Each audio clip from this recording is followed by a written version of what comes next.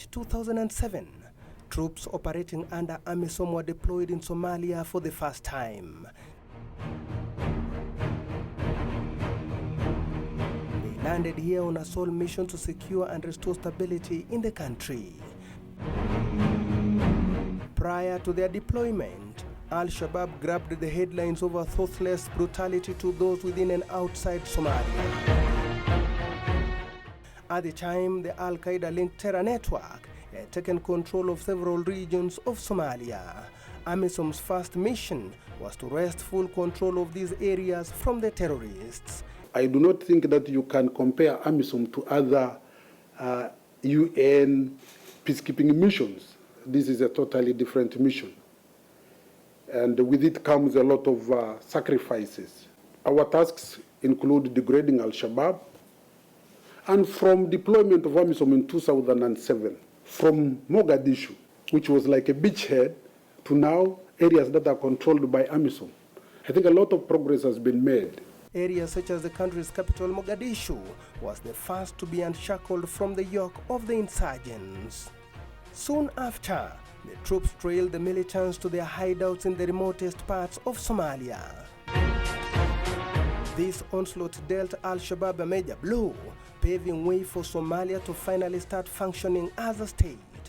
Somalia is open for international business, with the regional and international airlines flying into the country.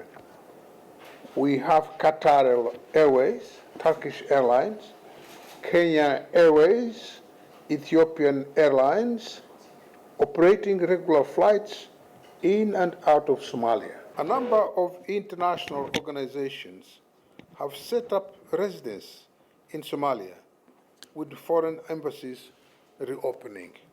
The gains made perhaps informed United Nations Security Council's decision to review AMISOM's mandate, recommending troops drawdown and ultimate final exit in 2021.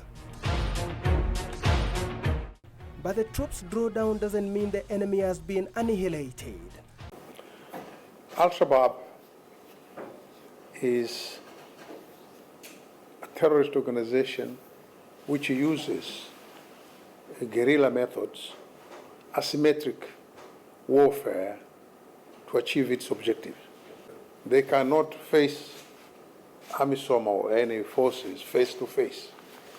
They rely on surprise, they rely on hiding, they rely on trying to confuse themselves within the masses. AMISOM says the group is still able to enlist hundreds into its ranks to wage its war. Al-Shabaab is able to recruit and therefore regenerate easily through abductions, through other forms of conscription. What Al-Shabaab does is compel families to surrender their children if they cannot pay zakat. You either pay zakat or surrender your children to join the movement. So if a number of these families cannot provide the taxes that Al-Shabaab is asking for, they would rather surrender the children or else get killed. This is the challenge the troops must deal with as they seek to take full control of Somalia. The mere fact that they are able to regenerate their numbers so quickly, even after being hit considerably harder, is a worry to everyone concerned. For you to be able to adequately fight an insurgency, you need domination of ground. And domination of ground means numbers. That means you must have adequate numbers to literally flood the area. That's how you are able to fish out insurgents from amongst the population. Al-Shabaab has perfected its act by gelling in the population. And so for you to be able to identify, first of all, the population must have confidence that you're going to secure it. What then does this mean for the future of Somalia and the region? How realistic is the planned AMISOM exit in 2021? The transition is conceived in a manner that there must be assurances and possibility of whatever forces remain behind, they should be in a position to face the level of challenges that might show up at that moment. UN or AMISOM will not just walk away from Somalia one morning.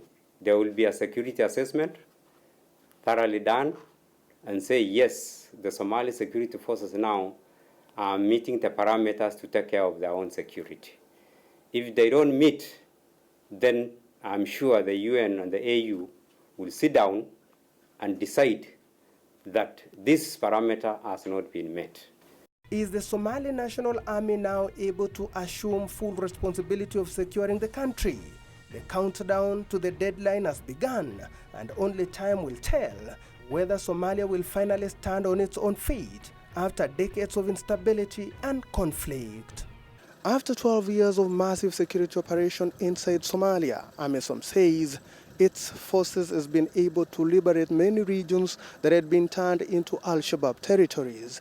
The AU and UN-backed forces now on a capacity-building mission in a bid to transfer security responsibilities to Somali National Army when AMISOM exits.